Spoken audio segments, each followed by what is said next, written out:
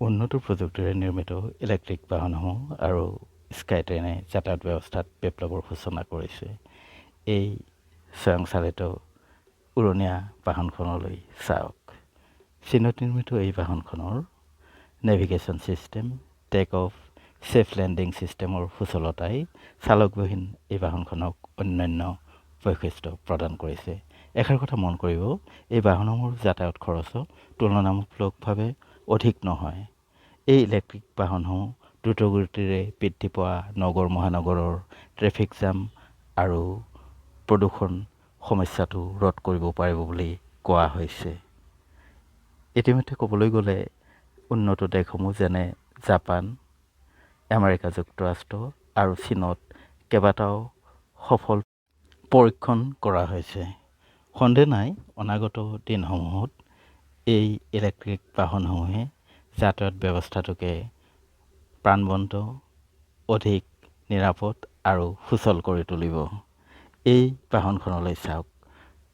BYD য়াংৱাং DU8 এই শ্ৰেণীৰ বাহনখন হাইড্ৰলিক ছিষ্টেমযুক্ত। এই বাহনখন 360 ডিগ্ৰী ঠাইতে ঘূৰিব পাৰে, আনহাতে 1.5 মিটাৰ গভীৰতাৰ পানীত চলাচল কৰিব পাৰে। বাট-পথৰ সততে হৈ থকা কৃত্ৰিম বানপানীৰ সৈতে মোকাবিলা কৰিবলৈ বিশেষভাৱে সক্ষম এই বাহনখন। এতিয়া আহিছোঁ NYO89 হাইড্ৰলিক চেচিছযুক্ত ছেডান বাহনখন। এইখন নৱতম সংযোজন। ইয়াৰ অন্যান্য বৈশিষ্ট্য হ'ল বৰফ আঁতৰাই গন্তব্যস্থললৈ গতি কৰিব পাৰে।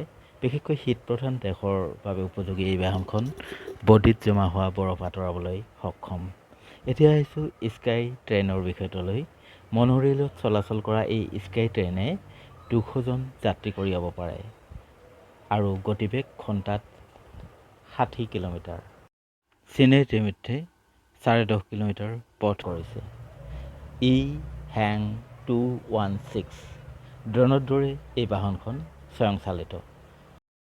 সন্দেহ নাই, অদূৰ ভৱিষ্যতে এই বাহনসমূহে যাতায়াত ব্যৱস্থাটোকে সম্পূৰ্ণ সালসলনি কৰিব। বাহনসমূহৰ স্বয়ংচালিত ব্যৱস্থা, ইলেক্ট্ৰিক চালিত বাহনৰ অন্যান্য বৈশিষ্ট্য আৰু ট্ৰেফিক জামৰ পৰা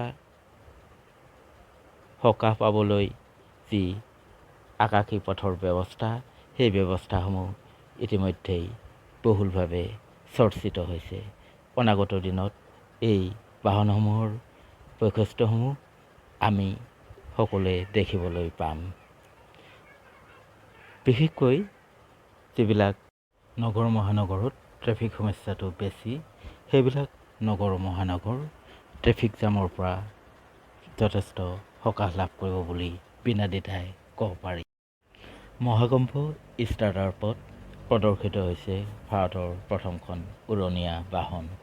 2028 চনত সৰলা এভিয়েশ্যনে বাংগালুৰুত 0 বুলি নামাকৰণ কৰা এই উৰণীয়া বাহনখনৰ সেৱা আৰম্ভ কৰিব। এষাৰ কথা মন কৰিব, ৰবটেক্সি বা বাইকৰ দৰে ইলেক্ট্ৰিক বাহনৰ ক্ষেত্ৰত জাপান যথেষ্ট আগুৱাই গৈছে।